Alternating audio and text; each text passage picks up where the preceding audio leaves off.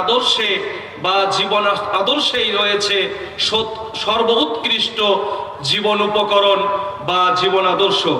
তার মানে একজন মানুষ যদি ভালো মানুষ হতে চায়, তাকে রাসূলুল্লাহর আদর্শই অনুসরণ করতে হবে।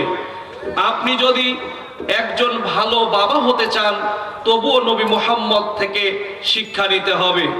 আপনি যদি একজন ভালো পরিবারের কর্তা হতে চান, তবুও আপনাকে নবী মুহাম্মদের আদর্শই গ্রহণ করতে হবে।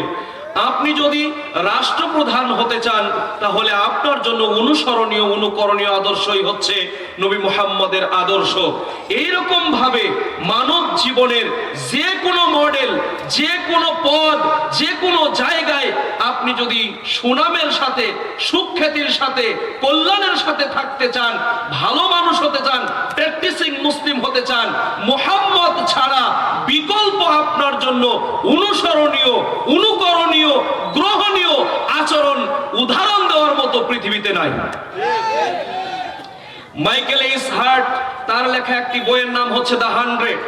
এখানে তিনি বিশ্বের শ্রেষ্ঠ 100 মনীষীর জীবনী নিয়ে এসেছিলেন।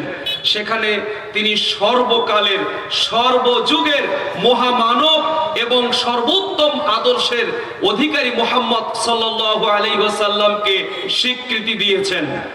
শুধু তাই নয়, পবিত্র কোরআনে আল্লাহ সুবহানাহু ওয়া তাআলা সূরা কলমের মধ্যে বলেছেন, ওয়া ইন্নাকা লাআলা খুলুকিন আযীম, নিশ্চয়ই হে নবী মুহাম্মদ, আপনি উত্তম আদর্শের অধিকারী, আপনি সর্বোত্তম চরিত্রের অধিকারী।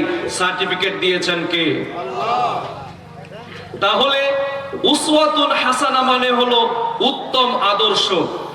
একজন মানুষ তার কথা, কাজে, কর্মে, পোশাকে, আশাকে, চিন্তায়, চেতনায়, বেশভূষায়, উঠনে, বসনে, চলনে, ফেরনে, ব্যবসায়, বাণিজ্যে, বিয়ে, শাদী, চাকরি, বাকরি, এক কথাই শেষ, আপনি যেই পথ, যেই দল, যেই মতাদর্শ, যে জীবন আপনি পরিচালনা করেন না কেন, আপনার প্রতিটি পদক্ষেপ হতে হবে নবী মুহাম্মদের নমুনা।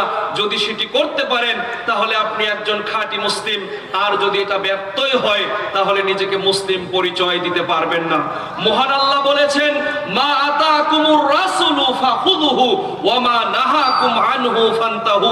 তোমাদের জন্য তোমাদের নবী মুহাম্মদ যা নিয়ে এসেছেন তা তোমরা গ্রহণ করো, আর যা তিনি নিষেধ করেছেন তা থেকে নিজেদেরকে বিরত রাখো। সম্মানিত উপস্থিতি, তাহলে আমরা আমাদের সংক্ষিপ্ত কথায় বুঝতে পারলাম, যদি আপনি নিজেকে আদর্শ মানুষ হিসেবে গড়ে তুলতে চান, তাহলে আপনাকে নবী মুহাম্মদের আদর্শই গ্রহণ করতে হবে। যদিও বাংলার মাটিতে সারা পৃথিবীব্যাপী বিভিন্ন তন্ত্র মন্ত্র, বিভিন্ন ব্যক্তির 19, কারো 50, কারো 6, কারো 9, বিভিন্ন দফা দিয়ে শান্তির বাণী শোনানো হয়। অনেকেই বলবার চেষ্টা করেন, উমুকের জীবন আদর্শই আমার আদর্শ, উমুক নেতার আদর্শেই আমি আমার জীবনকে পরিচালিত করতে চাই। বিশ্বাস করেন, কোন মুসলমান ব্যক্তি যদি নবী মুহাম্মদের আদর্শকে ছাড়া দুনিয়ার কোন মানুষ, হতে পারে সে মাও সেতুং, হতে পারে কার্ল মার্কস, হতে পারেন লেনিন, হতে পারে আমাদের দেশের কোন জাতীয় নেতা, কোন নেতা বা নেত্রীকে যদি নিজের জীবনের আদর্শ মনে করে প্রচার প্রসার করে এবং তার ভিত্তিতে নিজের জীবন পরিচালিত করে, কিয়ামতে এই নেতার আদর্শ গ্রহণ করার কারণে তারা লজ্জিত হবে, অপমানিত হবে এবং তাদের বিনিময় হবে জাহান্নাম। কথা বলেন ঠিক কিনা? সম্মানিত উপস্থিতি, রাসূলুল্লাহ সাল্লাল্লাহু আলাইহি ওয়াসাল্লাম আপনার আমার জন্য গ্রহণীয় আদর্শ। তার আদর্শ ছাড়া পৃথিবীতে আপনার আমার জন্য কোনো আদর্শ থাকতে পারে না। একজন মানুষের জীবন, আচরণ, ব্যবহার দুই ধরনের হতে পারে। একটা হচ্ছে গ্রহণীয়, আরেকটি হলো বর্জনীয়। আমাদের দৈনন্দিন আচার আচরণ যদি মানুষের কাছে গ্রহণযোগ্য হয়, মানুষের কাছে যদি প্রশংসার দাবি করে, তাহলে ধরে নেওয়া হবে এটি গ্রহণীয় আচরণ, যেটাকে আরবিতে বলা হয় আখলাকে হামিদা বা উত্তম আচরণ অথবা প্রশংসনীয় আচরণ। আমাদের কিছু ব্যবহার আছে, কথাবার্তা আছে, চালচলন আছে, যেগুলো সমাজের লোক ভালো চোখে দেখে না, ইসলামে নিষেধ আছে। এমন আচরণকে বলা হয় নিন্দনীয় আচরণ, যেটাকে আরবিতে বলা হয় আখলাকে জামিমা বা নিন্দনীয় আচরণ। সুতরাং আপনাকে আমাকে কথাবার্তা, চাল চলন সর্বক্ষেত্রে আখলাকে হামিদা বা গ্রহণীয় আচরণ বা প্রশংসনীয় আচরণ গ্রহণ করতে হবে। বিশ্বনবী মুহাম্মদুর রাসূলুল্লাহ সাল্লাল্লাহু আলাইহি ওয়াসাল্লাম বলেন, ইন্নামা বুইসতু লিউতাম্মিমা মাকারিমাল আখলাক। হে বিশ্বের মানুষ, তোমরা শুনে রাখো, নিশ্চয়ই আমাকে প্রেরণ করা হয়েছে এজন্য যে মানুষের উত্তম চরিত্রকে পূর্ণতা দানের জন্য।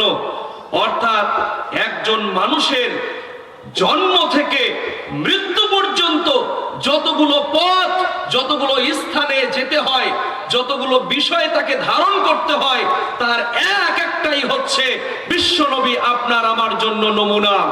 এই জন্য রাসূল সাল্লাল্লাহু আলাইহি ওয়াসাল্লাম বলেছেন, শোনো, আমি যদি মারা যাই, আমার পরে তোমরা শক্তভাবে আমার সুন্নাহকে আঁকড়ে ধরবে। ফাআলাইকুম বিসুন্নতি ওয়া সুন্নাতিল খুলাফাইর রাশিদিন মাহদিয়িন। এবং আমার মৃত্যুর পরে আমার চারজন খলিফা রয়েছেন যারা সুপথ প্রাপ্ত, তাদের আদর্শকে গ্রহণ করতে হবে।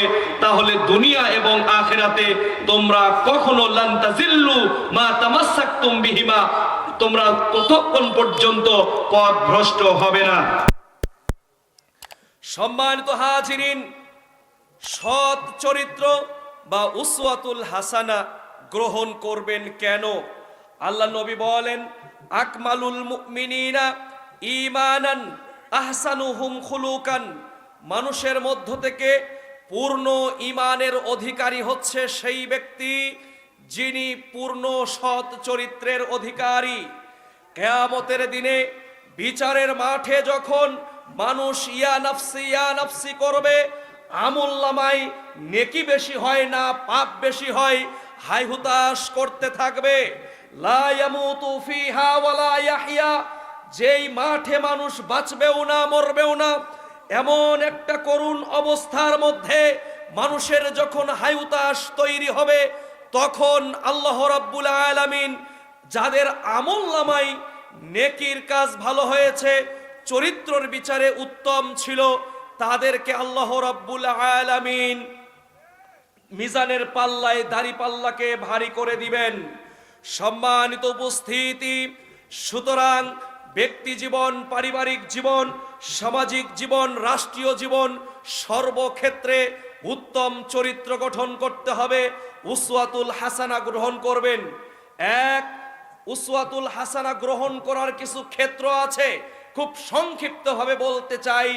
এক নাম্বার, তাকওয়াশীলতা, আল্লাহ ভীরুতা অর্জন করতে হবে, আমানতদারিতা অর্জন করতে হবে, পরোপকারী হতে হবে, সত্যবাদী হতে হবে, ন্যায়পরায়ণ হতে হবে, বাতিলকে পদাঘাত করতে হবে এবং মানুষের পাশে দাঁড়াতে হবে বিপদে আপদে, ধৈর্য ধারণ করতে হবে, মানুষের প্রতি ইহসান করতে হবে, নেশাদার দ্রব্য থেকে নিজেকে বিরত রাখতে হবে, জেনা ব্যভিচার যত পাপ কাজ আছে নিজেকে এখান থেকে বিরত রাখতে হবে।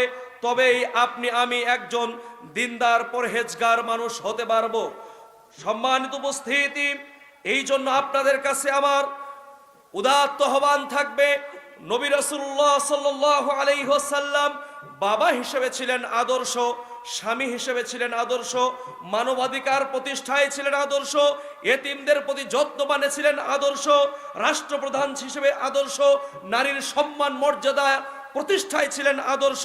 তার ক্রোধ দমন, হাসি কান্না, বীরত্ব, ধৈর্যশীলতা, লজ্জাশীলতা, বিনয় নম্রতা, আইনের শাসন প্রতিষ্ঠা, আর্থসামাজিক মাধুর্যতা, জীবনের সম্পদের সৎ ব্যবহার, জুয়া নিষিদ্ধকরণ, সংঘাত মুক্ত সমাজ বিনির্মাণ, সর্বক্ষেত্রে নবী মুহাম্মদ রাসূলুল্লাহ অগ্রণী ভূমিকা পালন করেছেন। অতএব আপনাদের কাছে আমার একটি অনুরোধ থাকবে, আজকের বক্তব্যের শেষ হাদিস, রাসূল সাল্লাল্লাহু আলাইহি ওয়াসাল্লাম বলেন যে একজন সাহাবী আল্লাহর নবীকে এসে জিজ্ঞাসা করলেন, আইয়ুন নাসি আফজালু, হে আল্লাহর নবী, মানুষের মধ্য থেকে কোন মানুষ সবচাইতে উত্তম? তিনি বললেন, ক্বালা কুল্লু মাহমুমিল কলব, মানুষের মধ্য থেকে সবচেয়ে ভালো মানুষ হচ্ছে যারা মাহমুমুল কলব, ওয়া সাদুকুল লিসান, যারা সত্যবাদী, সব সময় সত্য কথা বলে। সাহাবীরা বললেন, ক্বালু সাদুকুল লিসানি নারিফুহু, আল্লাহর নবী আপনি বলছেন যে সত্যবাদিতা, ন্যায়পরায়ণতা, এটা না হয় আমরা বুঝলাম, কিন্তু ফামা মাহমুমুল কলব, মাহমুমুল কলব বিষয়টা কি? আল্লাহ নবী বললেন, ক্বালা আত্তাকিয়ুন নাকিয়ু, এটা হলো এমন নিষ্কুলুষ ভাবে আল্লাহকে ভয় করা, লা ইসমা ফিহি, যার মধ্যে কোনো পাপ নেই, ওয়ালা বাগিয়া, যার ভিতরে কোনো সীমালঙ্ঘন নেই, ওয়ালা গিল্লা, যার ভিতরে কোনো প্রতারণা নেই, ওয়ালা হাসাদা, যার মধ্যে কোনো হিংসা নাই।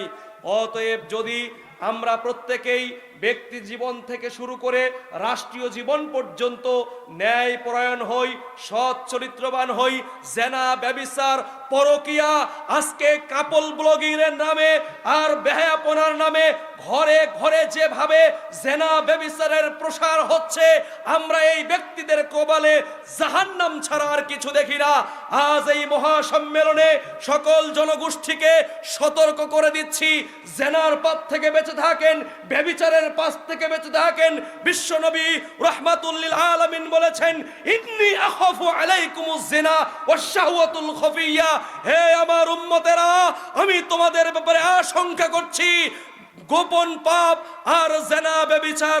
১৫০০ বছর আগে নবী মুহাম্মদ এই ব্যাপারে আপনাকে আমাকে সতর্ক করেছেন।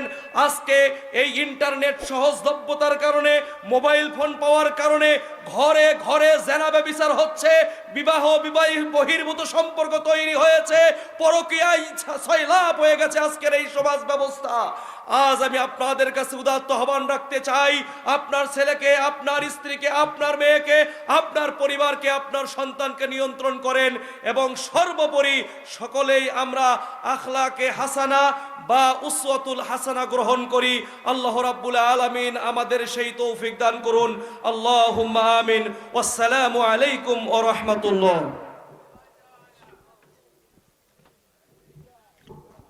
আলহামদুলিল্লাহ, মাশাআল্লাহ, শাইখ অনেক সুন্দর বক্তব্য